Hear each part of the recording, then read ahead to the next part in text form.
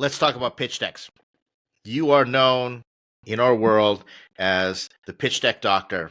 You're interfacing with founders. You probably see way more pitch decks than I do on a regular basis. And we look at a lot of pitch decks, man. Yeah, we do.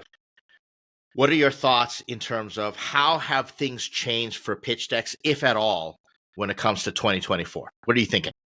Well, I think one of the things that I think is a good thing is we keep moving more and more toward less is more. Back in the day being like the last 20 years, people often looked at a pitch deck as almost like a brochure, right? Very graphic heavy. And I'm a visual guy, so I like seeing that kind of stuff. You have to tell a story and it has to be, walk people through a journey and all this stuff. And I think what happened after a period of time was people heard enough friggin' stories and they're like, dude, just get to the point. Give me one sentence. I don't want to hear your whole damn story. Just give me one sentence. What's the problem? One sentence. What's the solution? And I'll tell you at the end of those two sentences if I'm even remotely interested. So the first thing I've seen, and thank God, has been the pace of pitch decks has become shorter and more to the point, which honestly is harder to do. It's way harder to say fewer words that are the right words.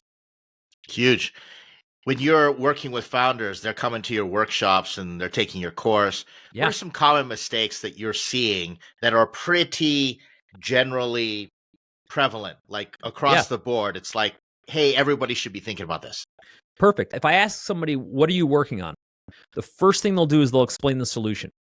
Now, the reason that's a problem is because you assume I know what the problem is. If it's a problem that everyone would understand, if you're like, yeah, I've cured lung cancer, easy, okay? You probably don't need to explain the problem. But for the 99.9% of other people that are building something, when you tell me what the solution is, and this relates to your pitch deck, without first telling me what the problem is, you've totally blown off the solution. You've made a whole bunch of assumptions about what I do or don't know, or how I perceive how that problem even exists. For example, when I talk about Startups.com, and people say, what problem do you solve? And here's our problem statement. It's this simple. 40 million people a year globally want to start a business. 0 of them know what they're doing.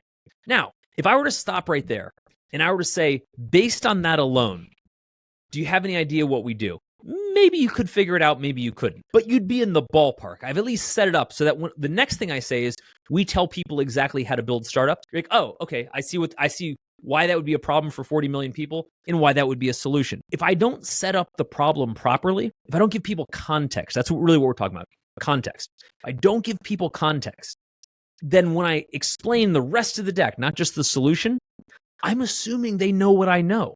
And guess what? They don't. So you're spending an awful lot of time trying to convince somebody of a solution where they don't even understand why it's a problem. I tell founders, think of it from an investor standpoint. If the investor doesn't understand the problem and doesn't even believe that there is a big enough problem to solve, then why would they invest their money? They're not going to make any money.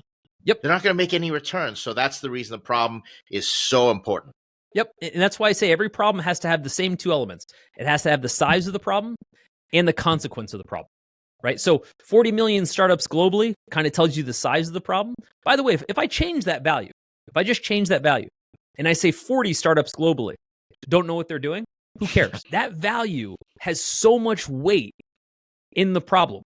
I'll give you an example. If I say that 6 people die of lung cancer every year, now that's a death, being the strongest consequence there is. But when I only put 6 in front of it, as an investor, I'm like, how am I going to make money out of 6 people? But if I say, again, I'm of course making this up. If I say 600 million people die of cancer, thank God it's not true.